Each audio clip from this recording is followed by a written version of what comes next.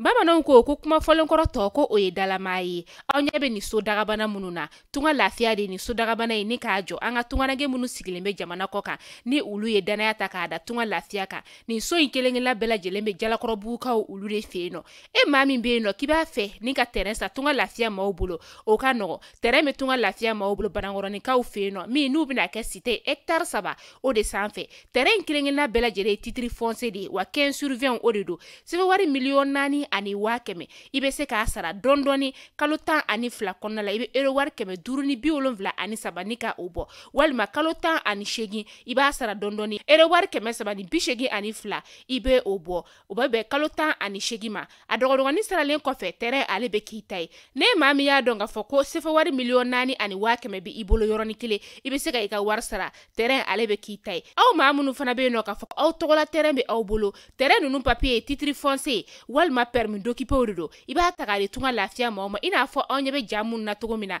u b'a jɔ ni ka a di ma ka sɔrɔ i ma tɔɔrɔ o tuma la tunganage minnu sigilen bɛ jamana kɔ kan tunga lafiya nana aw lafiyali o de kama walasa sojɔko la aw kana degun sɔrɔ cogoya min na ne mɔgɔ min bɛ fɛ ka kunnafoni wɛrɛ sɔrɔ sa o tuma la an wele an ka numéro WhatsApp kan 00336 41 94 03 80 walima 00223 72 18 42 47 tunga lafiya maliyɛnden minnu sigilen bɛ jamana kɔ kan u bɛɛ lajɛlen kelen-kelenna bɛ se ka u ni kanso sɔrɔ ba maliba ale kɔnɔna la cogoya min na.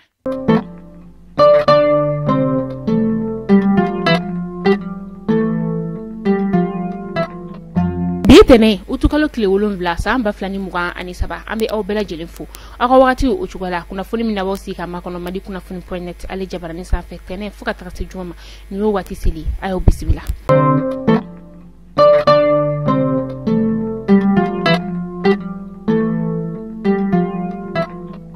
Kunnafoni damdala bi Mali ale ni Burkina Faso kɔni bɛna i kunda ɲamɛ jamana o kɔnɔna kan min ni ale ɲɛma yɛrɛ kɔntalen bɛ ka o di an ka jamana ka kuma laseba o ma ni o ye Abdoulaye Mayiga ye u taa kun ye fɛn min ye sa o de ye ka taga bɛn ani kelenya ni ka o ɲɛsin Niger jamana o ma Niger yɛrɛ ye jamana sa min ni fanga dafiri kɛra ale kɔnɔna la min n'o ma bɛn CEDEAO jamana maaw olu ma n'u y'a yira k'a fɔ k'u bɛna bingani wale ta ka Niger jamana o sɛgɛrɛ o de la sa bingani wale kɔnɔna la sa Niger ni Mali ni Burkina yi sigi ka CEDEAO kɔni ni ka ale ma kɔnɔ nka tamamɛnɛ shisima bɔ a ko yɛrɛ kɔni kun cɛra kunu suro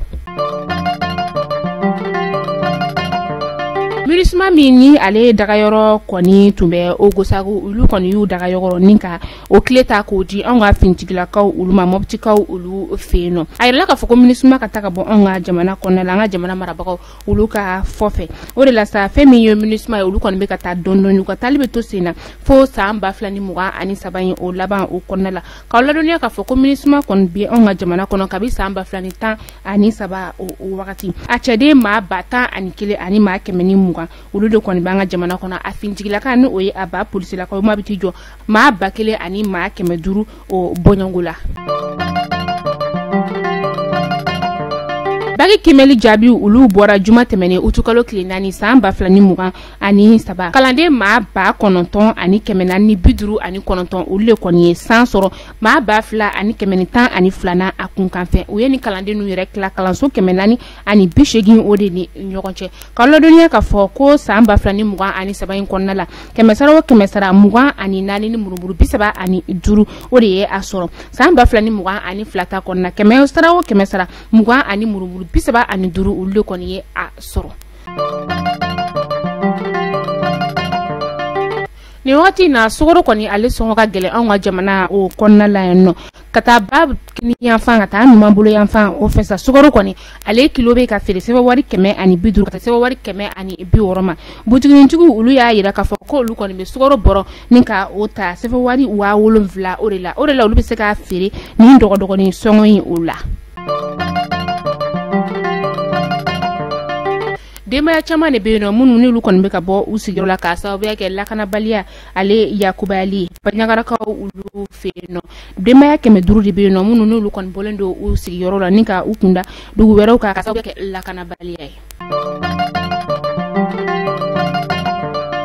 An Amita masina ka ulu feno masina ale be segu o marala senekala do koni ale fagara aka foro o konona la juma temene ma amala fentigi la ko do maldo ulu fe akera foro no de sirable dugo yi sirable ale be moni pe dugo sigida ola ka fagara denye fla de jole o nyana sere bulumo ka fola ko akun fora ko ni chen yere koni ko ale kana seneke nyina sa o konala Ameta bocho dugula bocho ni banyangara ni ɲɔgɔn cɛ kilomètre 10 ani 5 o bɔɲɔngo o de do bingani wale kontara kan dugu in sɛgɛrɛ sibiri utukalo kile 5 tɛmɛni san 2020 ani 7 kɛra sufɛla o la maa mara fɛntigi la kodɔnbali dɔw olu fɛ a yɛrɛla k'a fɔ ko maa 10 ani 5 bɔɲɔngo olu de bɔnna ɲina maa caman bɛ yen nɔ olu kɔni sɛbɛkɔrɔ jogina o de la sa ni maa ninnu kɔni minnu ye nin bingani wale in o kɛ u tilala ka maaw ka so ni ka olu jeni ka tila tuguni ka taa n'u ka balofɛnw ye Amita ko kan kibaru la Air France ale ko ya panguru yelani ninka o sonsoro folo femi Niger jamana o konna kata se onga ba malbani Burkina Faso o ma ka sababu yake Niger koni ye aka sanfestra ninka o datugu bela jirena femi Air France ale ko ya yira ka fo Mali ni Burkina ta koni o be se ka daile utukalo kleta ani kilisa ba flani muga ani saba